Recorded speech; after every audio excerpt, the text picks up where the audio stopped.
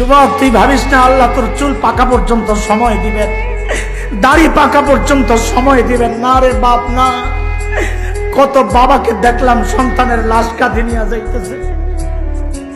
আরে কে জানে কার মৃত্যু কখন চলে আসে।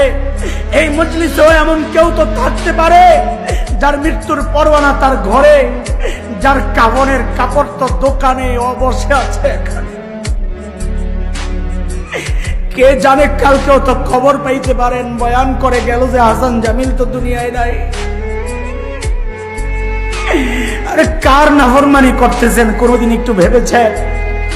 ওই মালিকের যিনি আমাদেরকে এত ভালোবাসেন, কত ভালোবাসেন। আমার মালিক আমাকে কত ভালোবাসেন। আমি আপনি দরজা লাগায় যখন গুনাহ করি না, ভেতরে গুনাহ চলতেছে, ওই গুনাহ অবস্থায় আমার মালিক দরজার নিচে দিয়া বাতাস আর অক্সিজেন পাঠায়া দেন যেন আমি মইরা না যাই।